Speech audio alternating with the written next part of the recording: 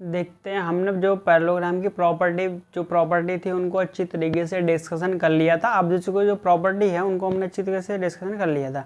अब जो property discussion करने के बाद हम उसकी जो एग्जाम्पल्स हैं उनको डिस्कशन करते हैं। हमने उसकी जो प्रॉपर्टी है अच्छी तरीके से डिस्कशन कर लिया था कि अपोजिट साइड्स कैसी होती है, पैरेलल होती हैं, अपोजिट साइड्स इक्वल लेंथ की होती हैं और अपोजिट एंगल भी इक्वल होते हैं और दो एडजस्टेंट एंगल का सम भी कितना होता है, 180 डिग्री होता है। ठीक है, मतलब ये इसके बराबर होती है। देखो अब उन्हीं प्रॉपर्टी का यूज करते हुए हम इसकी क्या फाइंड करना है, पैरामीटर। देखो पहले क्वेश्चन पढ़ते हैं, find the parameter of parallelogram. जो आपको P Q R S figure दिखाई दे रहा होगा, क्या हमें इसका पैरेललोग्राम निकालना है, सॉरी पैरामीटर फाइंड आउट करना है।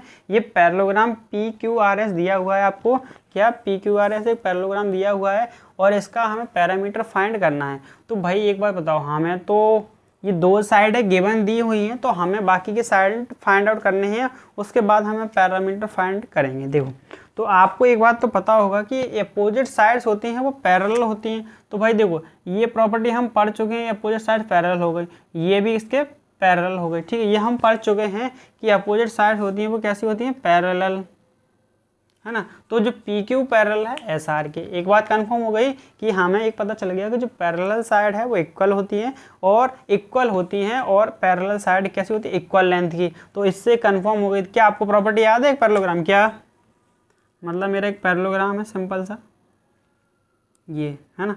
तो इसकी जो अपोजिट साइड है वो कैसी होती है, पैरेलल होती है, पैरेलल होने के साथ साथ इक्वल भी होती है ना। ठीक है, तो यही प्रॉपर्टी हमें यूज करनी है। देखो तो हमारा जो क्यू आर बराबर दिया है 7 सेंटीमीटर, देखो क्यू आर वो 7 सेंटीमीटर, तो क्यू आर के जो अपोजिट साइड कौन सी है, पी क्यू एस पी, कौन सी है, पी क्यू या एस पी। ठीक है, P Q and S P कौन सी है, P Q and opposite side कौन सी है हमारी, P Q and S P.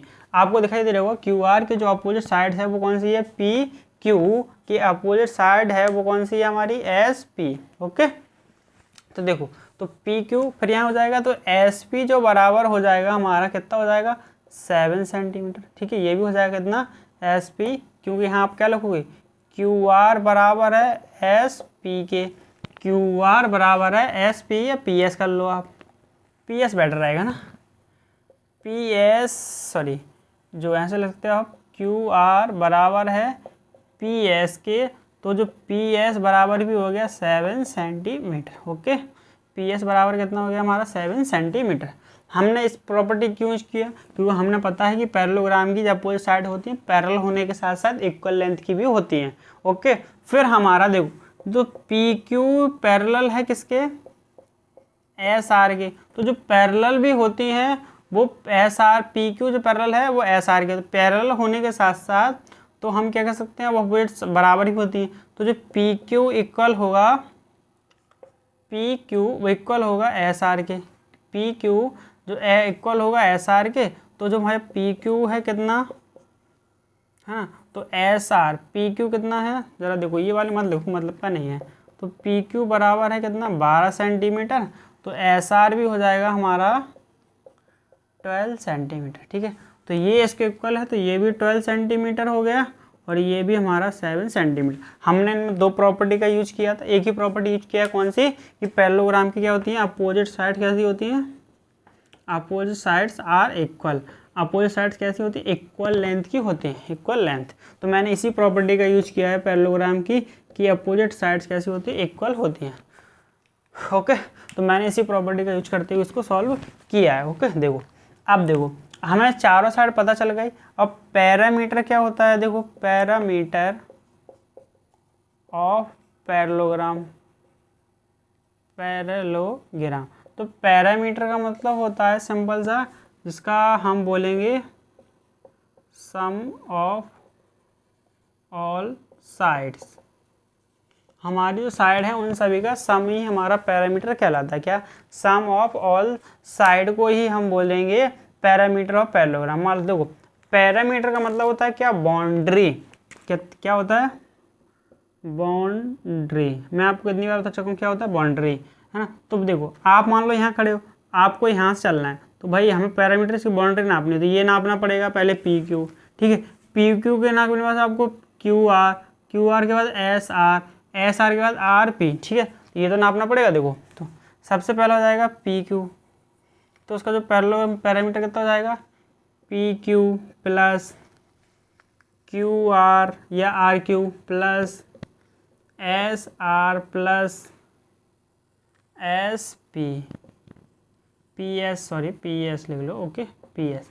देखो तो हमें पता है पी क्यू हम निकाल चुके हैं कितना, 12 सेंटीमीटर पहले दिया था, पी क्यू पहले दिया था, पी क्यू तो हमको पहले दिया था 12 सेंटीमीटर, 12 लग दिया, प्लस क्यू आर कितना है, तो देखो क्यू आर 7 सेंटीमीटर जो हमको दे रखा है, प्लस जो एस आर है यानी कि एस आर या आर एस बोल लो 12 सेंटीमीटर, प्लस पी एस या पी एस बोल लो, एस पी बोल लो, कितना है 7 सेंटीमीटर। ओके जोड़ो, देखो 12 12 24 24 और 14 कितना हो गया, 24 और 14 हो गया 38, कितना 24 और 14 हो गया हमारा 38, तो 38 सेंटीमीटर का क्या आ गया, पैरामीटर आंसर हो गया। कितना सिंपल क्वेश्चन था। देखो हमने किस प्रॉपर्टी का यूज किया है इसमें, हमें ये दो साइड गिवन थी है ना, तो हमने ये वाली प्रॉपर्टी का यूज करके, कौन सी कि पैरेललोग्राम की अपोजिट साइड कैसी होती है, इक्वल्स होती हैं, तो हमने इसी प्रॉपर्टी का यूज करके इस क्वेश्चन को सॉल्व कर दिया। ठीक है, अगला जो एग्जाम्पल है एग्जाम्पल नंबर 4 देखते हैं उसमें कौन सी प्रॉपर्टी लगती है। ठीक है देखें, ओके ठीक है, इसे नोट कर लीजिए आप अच्छी तरीके से। एग्जाम्पल नंबर 3 को हमने सॉल्व कर लिया था। अगला जो हमारा एग्जाम्पल है एग्जाम्पल नंबर 4 को हम सॉल्व करते हैं, देखते हैं एग्जाम्पल नंबर हमारा 4 क्या कह रहा है, उस क्वेश्चन को सॉल्व करते हैं। देखो इजीली है, बस प्रॉपर्टी को आपको ध्यान रखना है, आपको आइडेंटिफाई करना है कौन सी प्रॉपर्टी कब लगनी है और कैसे। देखो सिंपल सा, हमें जो चीज़ आपको जीवन में कभी भी क्वेश्चन करना है, दो बातों का ध्यान रखिए, हमें पूछ क्या रहा है और हमारे पास है क्या है, हमसे पूछ क्या रहा है और हमारे पास है क्या है, इसी से पूरा जीवन सफल हो जाता है, इन्हीं दो बेसिस पे, चाहे क्वेश्चन हो चाहे हमारी जीवन हो। क्यों, हमें ये पता है कि हमें क्या दिया हुआ है ईश्वर ने, तो हमें क्या पाना है उसकी पता हो जाए, उससे पता चल जाएगा हमें कितना प्राप्त करना है यानी कितना पाना है, और हमें ये पता चल जाएगा कि हमें कितना ईश्वर ने दिया है, हमें कितना पाना है इससे, और फिर हमें जो दिया है उसी से हमें काम बनाना है, इसी से हमें सक्सेस लेनी है। इन दो चीज़ों का सबसे बड़ा जीवन में सबसे मेन फॉर्मूला ये होता है कि हमें क्या दिया है वो पता हो और हमें क्या पाना है, और जो दिया है उससे कैसे हमें सक्सेस मिलनी है और कैसे सक्सेस को पाना है, यही सबसे बेस्ट तरीका होता है। तो यही चाहे सवालों हो या क्वेश्चन हो, चाहे मैथ के क्वेश्चन हो, किसी में भी हो, इसी फॉर्मूले का, और जीवन में भी इसी फॉर्मूले का यूज होता है। हमें जो दिया गया उन्हीं से हमें, उन्हीं से सोर्स संसाधन है पढ़ने के लिखने के, उन्हीं से हमें आगे ज़िंदगी में बढ़ना होता है। ठीक है, देखते हैं इसका एग्जाम्पल क्वेश्चन हमारा क्या है, एग्जाम्पल नंबर 4 क्या है, उसी से हम इसको टैकल करते हैं। ओके, तो देखो क्वेश्चन एग्जाम्पल नंबर जो 4 है हमारा, देखो सबसे पहले इन फिगर, आपको जो फिगर दिया गया है, जो फिगर ये वाला, ठीक है, the best is the BEST, मतलब बेस्ट नहीं है वो, ऑल द बेस्ट वाला नहीं है, ऑल द बेस्ट वाला नहीं है, वो वाला नहीं है सर, ऑल द बेस्ट आप लगे रहो सर, एक दिन सफलता जरूर मिलेगी, तो आप लोगों को भी ऑल द बेस्ट। आप भी यदि मेहनत करोगे तो जब सब कुछ मेहनत से सब कुछ पॉसिबल है इस दुनिया में, ऐसा कुछ नहीं है मेहनत के बिना। आप सोचो कि बैठे बैठे बिना मेहनत किए कुछ मिल जाए तो वो इम्पॉसिबल है, क्योंकि कृष्ण ने भी मेहनत की थी तब उन्हें राजपाट मिला था, उन्हें लड़ाई करनी पड़ी थी, और इंसान तो मानव अपन तो है ही है, तो मेहनत के बिना तो कुछ हो ही नहीं सकता। जब भगवान कर बिना मेहनत के उन्हें कुछ नहीं मिला तो अपन तो कुछ भी नहीं है उनके यहाँ। ठीक है, श्री राम को भी वनवास में मेहनत करना पड़ा तब उन्हें वापस अपना राजपाट या पत्नी मिली, बिना मेहनत के कुछ नहीं मिल सकता। ठीक है, तो देखो तो हमारा जो इन फिगर बेस्ट है, BEST बेस्ट नाम है, पैरेललोग्राम दिया हुआ है, पहले से बोल के रखा है, find the value of x and y z। हमें एक पैरेललोग्राम दिया गया है, उसमें हमें एंगल दिए गए हैं x और y और z, हमें ये तीनों ही एंगल फाइंड आउट करने हैं अच्छी तरीके से, जरा देखते हैं। ओके, तो देखो हमें पहले क्या दिया हुआ है उसके बारे में देख लेते हैं। देखो हमें क्या क्या दिया है, जरा देखो, हमें एंगल B बराबर दिया हुआ है कितना, 100 डिग्री। ओके, हमें जो एंगल B बराबर दिया हुआ है कितना, 100 डिग्री दिया है ना, फिर हमें बस इतना दिया है, इसके अलावा हमें कुछ भी गिवन नहीं दिया गया है। पर भाई सर हमें जो नहीं दिया गया, पर सर हम ये तो जानते हैं प्रॉपर्टी क्या, कि भाई जिस पैरेललोग्राम के अपोजिट एंगल कैसे होते हैं, इक्वल। पैरेललोग्राम के अपोजिट एंगल कैसे होते हैं, इक्वल। अपोजिट